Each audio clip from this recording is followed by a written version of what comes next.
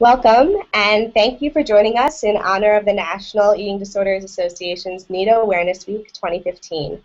My name is Emma Shakarshi, and I'm the Youth Outreach Coordinator at NEDA and the editor at proudtobeme.org, an online community for and by young people who want to change the way that we talk about food, bodies, and weight. I'm happy to be here and to help moderate this exciting discussion. We're here today to talk about some of the intersections between bullying, negative self-talk, and mental illness, eating disorders in particular. We're here to focus on young people, particularly high school and college-age kids, who we've learned are particularly vulnerable to eating disorders. We're so excited to have a great panel of speakers today, and we'll have the opportunity to speak with professionals as well as young people themselves. So, let's get started. I'd like to ask each panelist to just briefly introduce yourself and what you're all about. All right, my name is Luke Knutson. I am a college student in Colorado. I work with the Trevor Project as one of the co-chairs for their Youth Advisory Council, and so I kind of approach this sort of work through a more LGBT lens in that way. Great. And what does the Trevor Project do? Could you just tell us a little bit about their mission? Yeah, the Trevor Project is a suicide prevention organization that focuses on LGBT youth and specifically ages 14 through about 24. Great, thank you so much. Hi, my name is Bailey Weber, and I'm a student journalist, writer, filmmaker, and co-director of the feature documentary The Student Body. I'm a senior in high school this year, excited to go to college, and I've been a strong advocate for changing the way we think about weight, body image, and health. Thank you. Great. Stacy? Hi, I'm Stacy Purcell, and I'm the author of Loud in the House of Myself, Memoir of a Strange Girl. I am a member of the Active Minds Speakers Bureau, and I travel around the country talking about bullying and suicide prevention and eating disorders. And lastly, Julie. Sure. Hi, everyone. I am Julie Herzog. I'm located in Minneapolis, and I work for an organization called PACER, and we have a project called the National Bullying Prevention Center. And our organization focuses on, well, we started by looking at the issue of bullying by focusing on kids with disabilities. But we've been doing this work for 10 years, and we have definitely branched out to include all students. And we do have primarily a focus on K through 12, but we work with parents, professionals, community members. Our organization also started the National Bullying Prevention Month in October, and we have a couple other feature events called Unity Day and some other things that people might be aware of. So I'm glad to be here and be part of this discussion today. I feel so honored to be on screen with the four of you. It's really a great panel, and I'm so excited to get started. So eating disorders are they're complicated conditions, and there's no easy answer of sort of where they come from, per se. They are often described as a biopsychosocial disorder. In other words, they may have genetic, psychological, and social influences. So the UK nonprofit BEAT did a recent study of 600 people in the UK during Anti-Bullying Week and found that at least 90% of the respondents admit to being bullied at some time in their lives, and that more than 75% of individuals suffering from an eating disorder admit that bullying was a significant cause of their disorder. The researchers at BEAT also found that there is a link between bullying and eating disorders, and that link is rapidly increasing, with numbers up 67% since the same study was done 2 years before. Also, we at Proud to Be Me have a poll up on our site, and we found that 87% of our readers have been teased or bullied because of their appearance. So while bullying doesn't necessarily cause eating disorders, they're often correlated. So first, I'd just like to speak a little bit about that relationship between the two. How do you all see the two intersecting? Whoever can jump in. Well, for me, over the past 3 years, I've been making a documentary about the government's involvement in the childhood obesity debate, and actually more specifically through state-mandated fat letters based on the kids' BMI, because they forced the schools to do body mass index test. And I've interviewed kids all across the country, and all these kids say that these letters made them feel bullied, made them feel like they were bullied by the school, and not only did this not solve the obesity problem, but it also created them to question their body image. They would pull the little skin of on their side and say, "Mom, is this what they're talking about? Is this why I'm obese?" And the thing is, it's just like a lot of these kids weren't even obese. And so I do see it dangerous in calling someone overweight when that. And then as a Great. And Julie, maybe you can speak a little bit about that in your work at Pacer. Yeah, absolutely. I mean, we hear from kids all over the country, from parents, and I know that we've done some informal polling of kids too, and asking them, you know, what are some of the reasons that you're bullied? And again, it goes back to what you were saying about the research, that it's about appearance, but that appearance, it's oftentimes about weight. And interesting enough, we find that it could be about not only about kids being, you know, being teased for being overweight, but it's also about being underweight as well, you know, and so there's a lot of different stigmas attached to that body image piece, and you know, and when kids at a very young age start, you know, exhibiting bullying behavior, so often at times it's about words and it's about things that are easy to attack, and you know, and usually that is about the appearance and about the size of someone, and part of that just goes back to our society's, you know, standards of what we call perfection, and you know, and there's so much in our media that just continues to perpetuate that, and it somehow, you know, has made it okay for kids to do this. And it's, you know, weight is not oftentimes a topic that we think about when we're thinking about bullying, you know, ironically enough, but we also found it's one of the primary reasons that the bullying will start is because of teasing about appearance. Mm-hmm. Absolutely, and I think it's really important that you bring up that distinction that, you know, sort of this idea of the thin ideal. That is true in some cultures, and that's often the reason why some people are bullied or are feeling badly about themselves. But it could also be that different cultures have different ideals around beauty, right? So whether it's about you know, being heavier or being thinner or just not being the right sort of shape or skin color or hair or you know, any of these, or shades of skin color, there's all these different things that go into it, and they all do tie back to appearance in a lot of ways. Would you sort of like to expand on sort of your experiences with that in terms of sort of LGBTQ issues and how sort of gender plays into this whole situation? Yeah, absolutely. I would definitely say that those kind of normative expectations that we're talking about in terms of people's appearance definitely play a huge role when it comes to students getting bullied, especially at younger ages.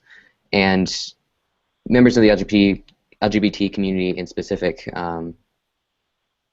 if you don't necessarily, you know, meet those standards that people are expecting, so, you know, if you're having to be a guy and be a little bit too feminine, then, you know, oh, you must be gay. And so that's kind of how that bullying sort of starts.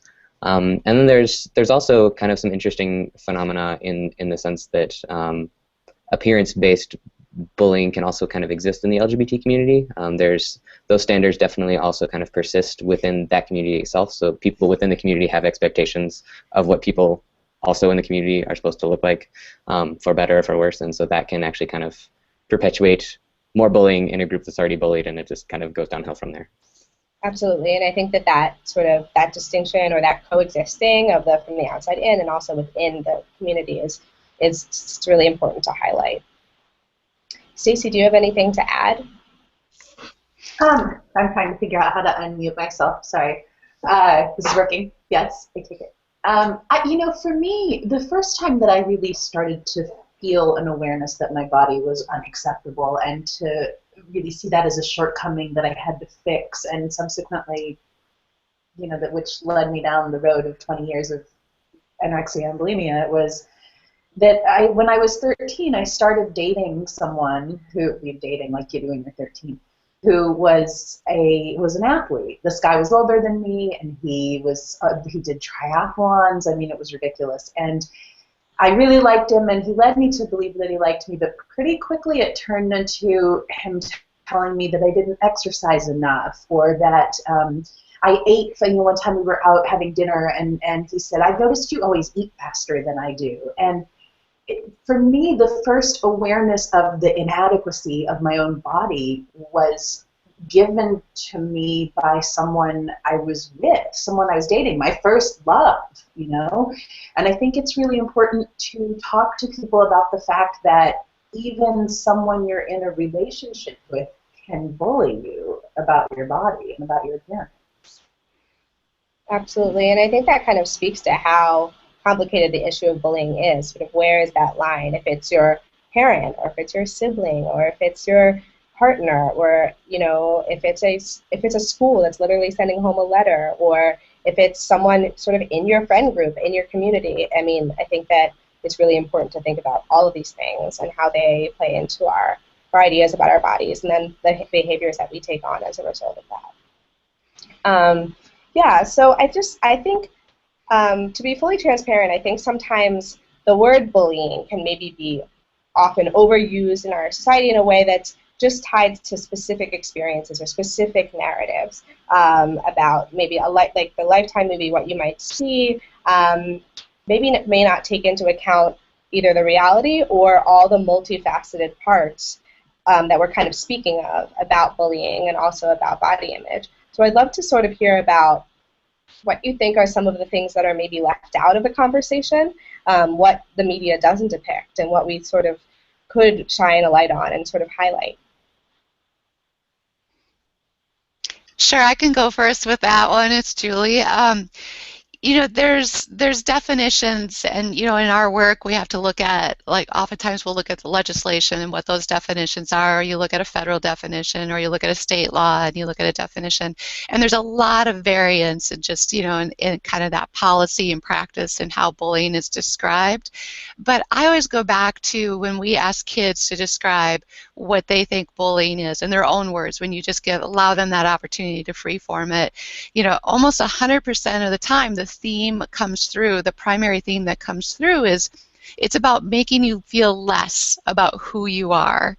And I just think that's interesting when you're looking at from the perspective of somebody that it's happening to, is they look at the emotion around it and how it impacts them. And I think that that's something that's really critical to think about, and especially when you think about it in terms of appearance and things, because so often then the immediate response for kids to that is to try to change something about themselves so that they can fit in, so that they can be part of the group, so that there's such a push to fit in. And when you make somebody feel less about the things that's really wonderful and unique about them, oftentimes, to me that's something we really want to work to change. Absolutely, thank you.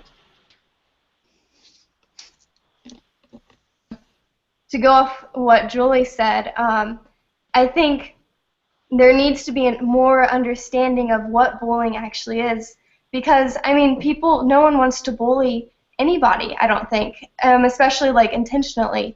And even our government, when they're combating the issue of childhood obesity, I don't think they understand the links between bullying and eating disorders, because obviously these letters, everyone says that, all the kids I've talked to said that they felt like they were bullied. And obviously this is not intentional, but because of this lack of understanding, I think maybe this is where it could be blurred lines.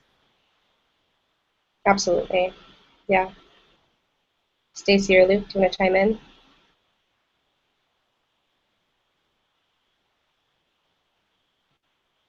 No? You good? You're both on mute. We're good? Okay. Yeah, so I'd love to sort of move on and sort of discuss why is it important to have bullying as part of the conversation? Like, why Need Awareness Week? Why is bullying an integral part of what we're talking about, and why is it important to sort of bring awareness to this issue? What are the trends that we're seeing, and where is bullying showing up?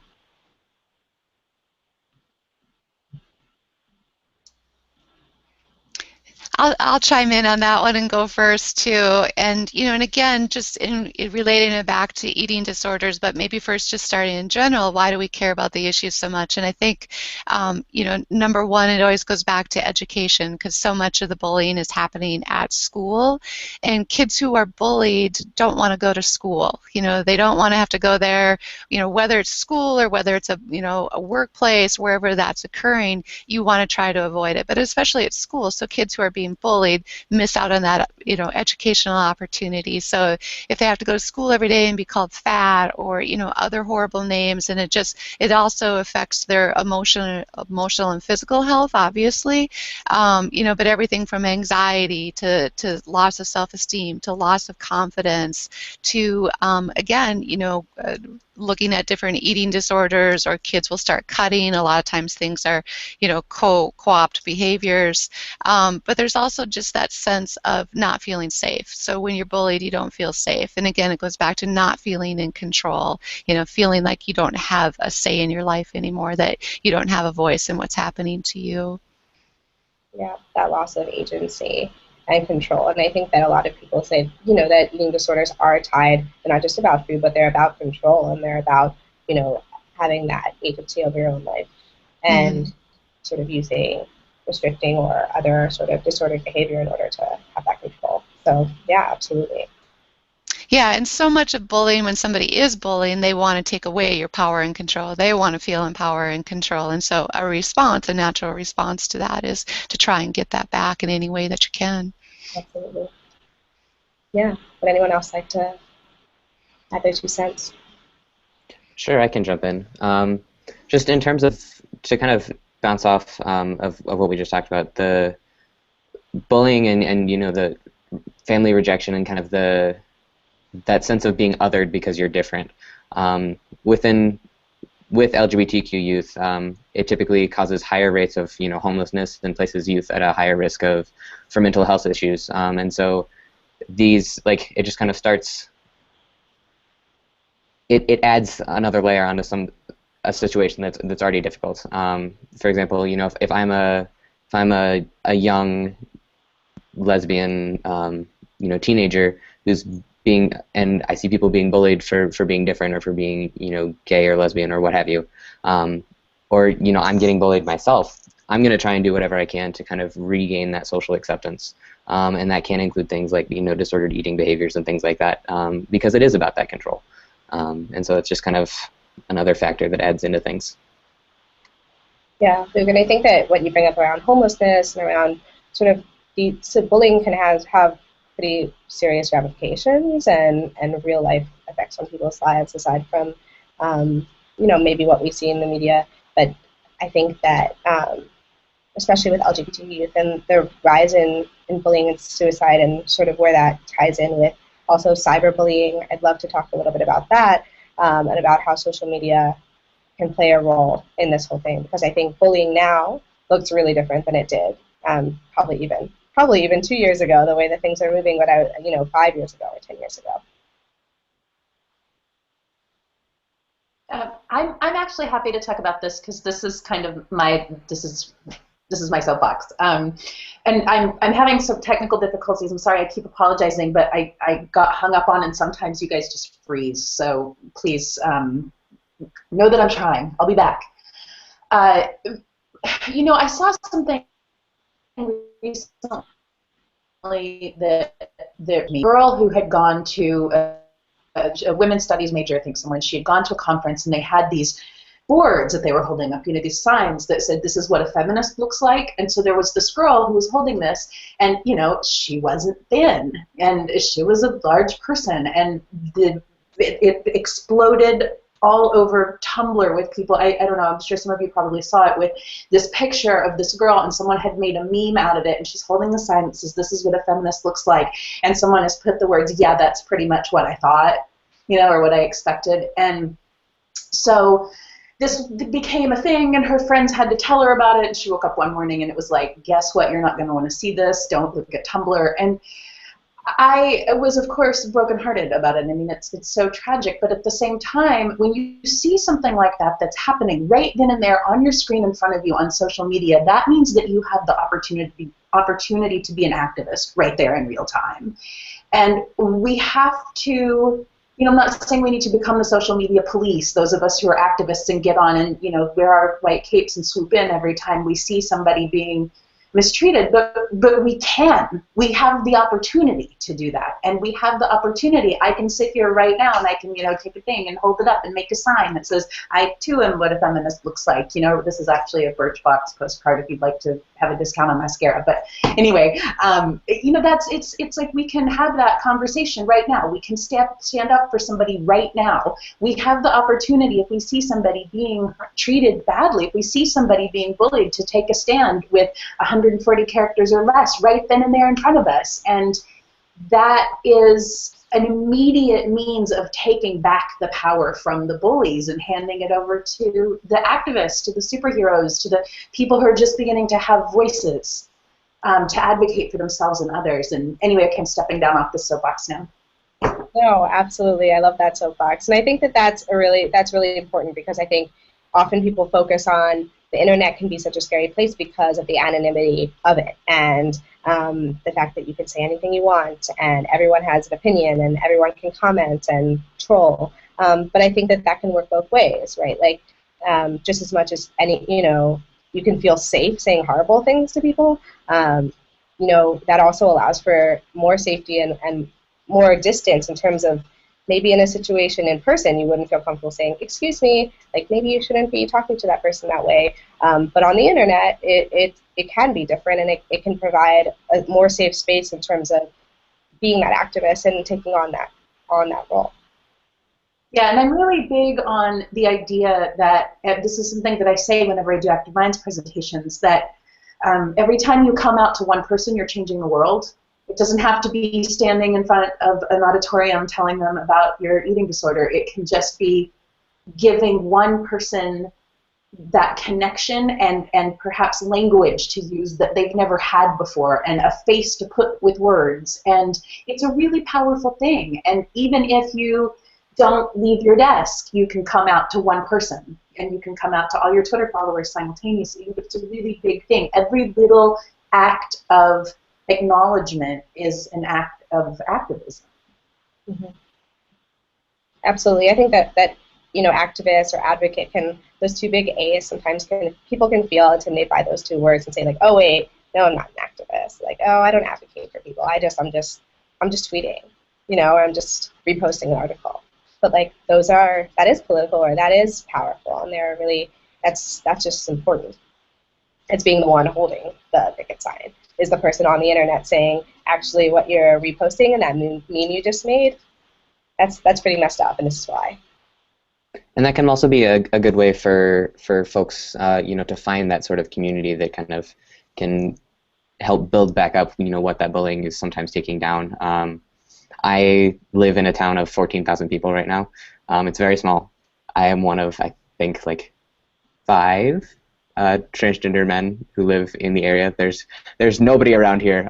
So when I was first coming out and all that fun stuff, the internet was where I went, because that was the only place for me to go. And the coming out process wasn't always smooth. And so when I would have these interactions or negative interactions in person, I would go online, and that was the people who I'd talk to and be like, yeah, like that's not cool. And the people who would kind of stand up and advocate that way was actually, it can be a really powerful thing. So just, yeah. Absolutely. Yeah. And that kind of brings me to a question around, what are the personal ways that you individually cope with, whether it's negative body talk that other people are feeding at you, or sort of your daily life as you? How do you navigate that? And where are the places that you go and the resources that you seek out when you need inspiration, when you're feeling down, when you want to be surrounded by more positivity? Well, I'm constantly texting all the Active Mind speakers. I have this there are 12 of us, and we have, such a a close-knit group of people united for a common goal. But we also just really get each other, and it's interesting what a source of support we've become for each other. I'm sitting here looking at a text from my fellow speaker, Danae, right now, and some of us have, we've been through different kinds of treatment. The kind of treatment that helped me recover was dialectical behavioral therapy, or DBT, and I am constantly reminding, we remind each other of DBT skills, or we're just there for each other. We talk to each other constantly, and that has become a community for me of people who are all right there in my phone, who get what I'm going through, and we're always trying to sort of build each other up and keep each other going as we go down this path. Yeah, absolutely. And I think that both you and Luke both sort of highlighted that having a group of people with sort of a common love for each other and support, whether that's on the internet or on a phone, and it doesn't have to be the people directly in your neighborhood or your town, but fortunately we're in a place now where you could Google either whether it's identity group similar to yours or an interest that you have, maybe it's dance, maybe it's spoken word, and there's probably a Facebook group, a meetup group, a Tumblr community that could be that place for you. So I just want to encourage people to seek those out if they feel like, oh, I don't have 12 people on my phone that I can, pick up and text. But like, there can be supplements for that all over the place. Well, there's actually something that I would love to recommend to people who are struggling right now in the moment. There is a really fantastic site called dbtselfhelp.com. So D is in dialectical, B is in behavior, T is in therapy, self-help. And .com, and that website is, I go to it all the time. It's a list of the DBT skills, so if you need a refresher, if you're really in a moment of emotional crisis, you're able to go, and there's a website that will sort of walk you through them, and I use it all the time. So I am happy to be able to share that resource. Great, thank you. Does anyone else have anything to add on that question?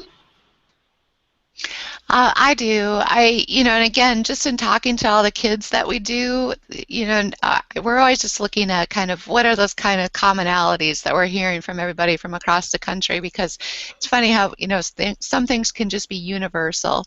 And I think, what we hear from so many kids, and again, I think we hear from kids who are kind of in crisis, or they've been going through it for a while, been going through bullying for a while, but they say, I feel so alone. And that's really a common theme. Meaning I feel alone, I feel like nobody's caring, I feel like I've tried to reach out, but nobody has responded in the way that I need.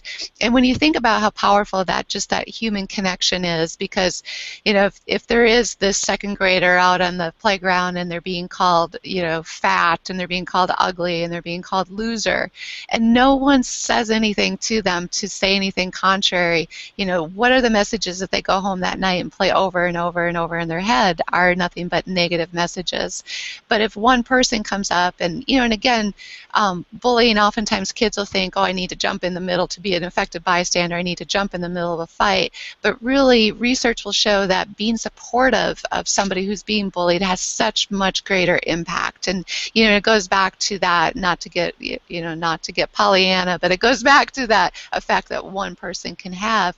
And so even going up to that individual, that young girl, as another young girl, and saying, hey, I heard what they said. You don't deserve that. You are not that. You are beautiful. Come play with me. It's such a powerful thing, and it's such a simple thing that anyone can do. And it goes back to what Stacy's saying online too. And sometimes the negative things that happen on the internet are so unfortunate, but you can also use that as a force for good. And it's a lot easier to be supportive, I think, sometimes anonymously even, than it is in person even. And so just remember that your words are so powerful, and that there's only a small percentage of people that are doing the bullying, and there's a lot of us out there watching it that can make the difference, and we're a much bigger army of people. Yeah, I think that when I learned what bystander intervention, those two words are often paired together, and I think the word intervention to me always felt like it meant jumping in and having to be like holding, both sides and, breaking up the fight. But I think that what you said is really powerful in terms of afterwards. You know, you could go up to that person and that direct connection, you have no idea the effects that it could have on someone. Yeah, so we are sort of moving into the next question, which is around how do we go about combating this issue on all the many fronts that it's happening? I mean, I think that, you know, Bailey highlights a lot of the institutional like happenings around school and government, and then we have a lot of the micro, we have the internet, we have a lot of these discussions. What are some ways that we can, maybe not personally, but I want to open up that conversation too, which Julie just brought up. So personally, and also, what are some solutions that we can think about?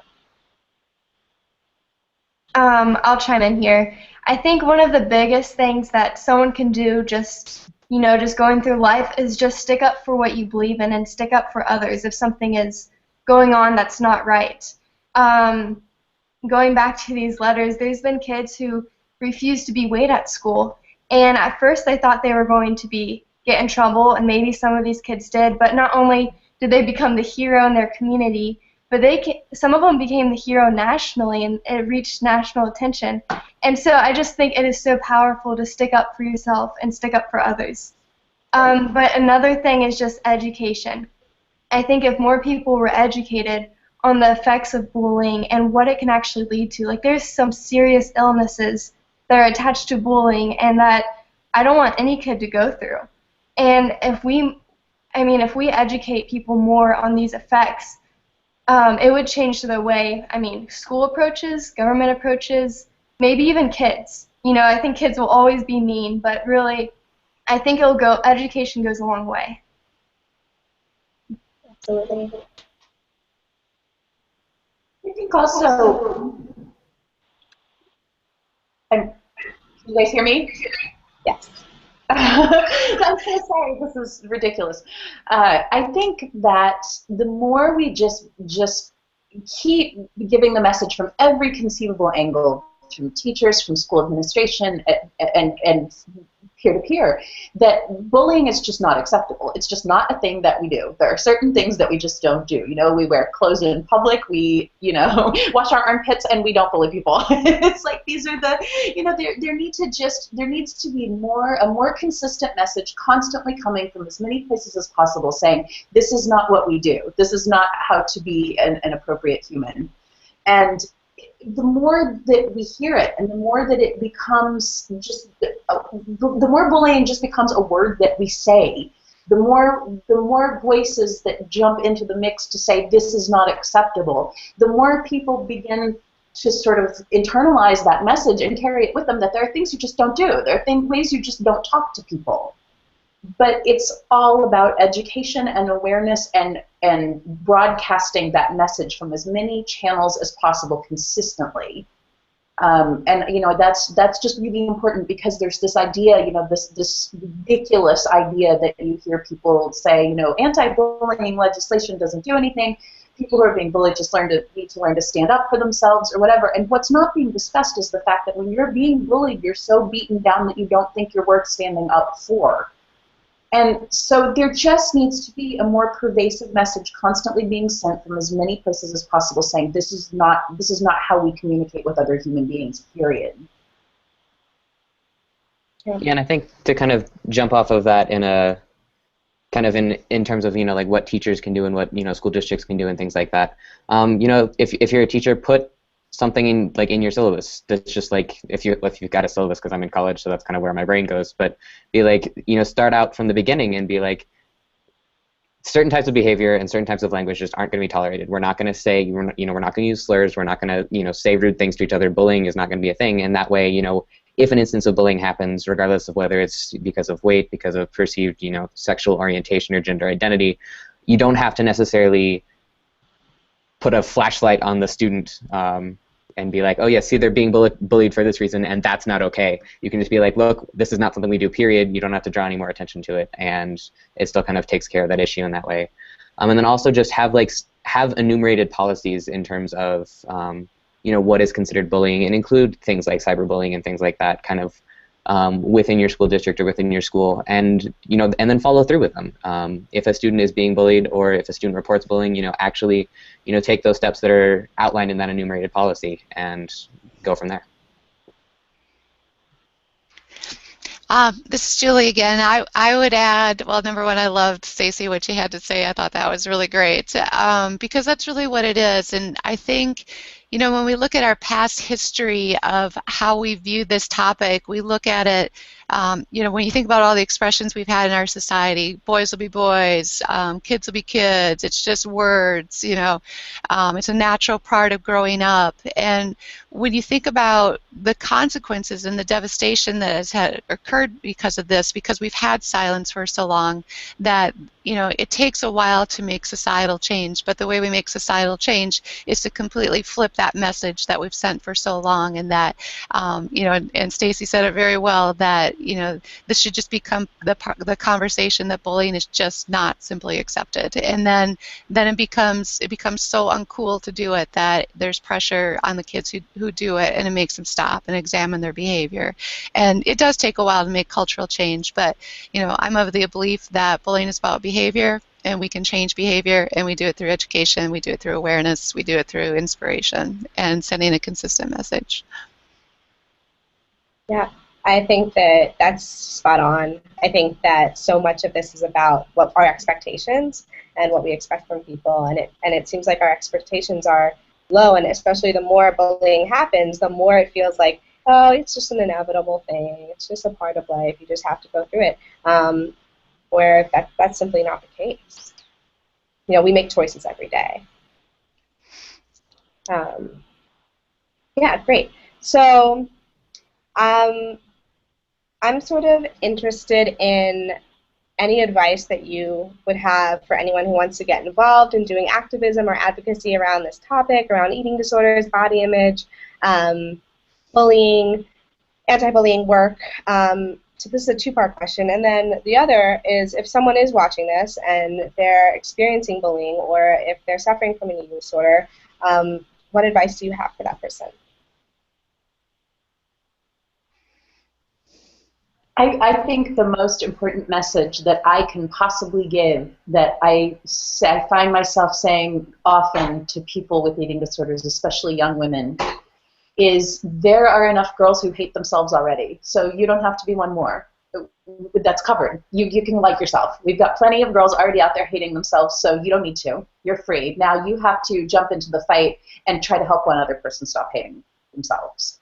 This is one person at a time, one step at a time, one person at a time, one conversation at a time. That's what activism is. That's how we change the world. So we need you to be out here with us changing the world more than we need you to be sitting at home hating yourself and counting the calories in what you're eating. That's a more productive use of you in the world. Yeah, great. I want to make sure I hear from everyone on this one to find a question. So Bailey? I think one of the most important messages you can tell kids, especially at a young age, is that they're not alone. There are plenty of other people struggling with the same thing they're going through, and that they just need to know that they are beautiful too, and everyone has, there's a reason why everyone is different in this world, because everyone has something to contribute. And another good place to go to, probably already know this if you're watching this video, but go to proudtobeme.org. I just recently found out about this site, and it's been really cool because you hear all these different messages out in the world. You get so confused about health, about body image, what you should look like, about food. And when you go to this site, it's just everything is so clear. It's just so real. And so I would just suggest go to Proud to Be Me. Hey. Luke, how about you?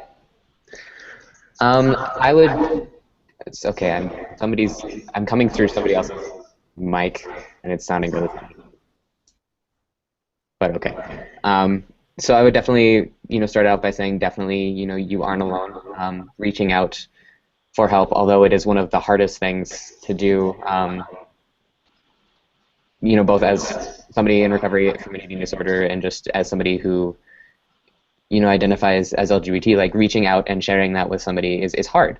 and acknowledging that it is hard, but it's so worth it, and that there's community and folks who want nothing more than to see you succeed and see you grow and flourish as a person. And whether that's reaching out to the Trevor Project, if you're if you're struggling with suicidal ideation or anything like that, or or just reaching out somewhere, I think is the biggest thing that I would want to tell somebody. So great. And lastly, Julie. Yeah, I love what all the presenters said, definitely that theme of you're not alone. And so the only thing I would think to add to that is just that you have rights. You've got rights. You've got you have the legal right to be safe. You have the legal right to be safe at school. You have the right to be happy. You have the right to advocate for yourself. So some of it is even when you're in that place where you're not feeling very strong, just if you remember that, you're not alone. You've got rights. You have the right to speak. There's no reason for you to be silent about this, and to always reach out. I mean, 'cause I think where you start to feel the most vulnerable is when you quit talking to other people. Mm-hmm. Yeah. So we've come to the end of this hangout. That, of course, doesn't mean that this conversation has to end. I would say share this recording with family, with friends, with colleagues, with people who are being bullied, people who are bullies, who are having disorders, who are sort of confused around these issues, and people who are clear around these issues, because we never stop learning. And I feel like all of the wisdom that was just dropped in this incredible Google Hangout is just going to enrich the world in so many ways. So thank you. So if you're interested in additional resources, I would definitely encourage everyone to check out the Trevor Project, check out Active Minds, Pacers National Bullying Prevention Center, proudtobeme.org. That's a 2 and then a B and then me. And if you're interested in writing about any of these issues, you can also reach out at info@proudtobeme.org. And a big thank you to all our panelists. So Luke, Julie, Stacy, Bailey, thank you so much for your invaluable insight on this. I am Ansh, and it's been a pleasure hosting this conversation. Oh, lastly, sorry, I have one more resource, which is the Child Mind Institute. I would say check out their website; they have a lot to offer. And to learn more about our work to raise awareness, check out leadawareness.org. And also, for any information about eating disorders or to help find support, you can call the NEDA helpline, and it's 800-931-2237. We also have a click-to-chat function, so you can sort of instant message someone on the other line, and there are forums as well for speaking to people who are licensed and trained and there to help you. So thank you again so much, and we'll see you next time.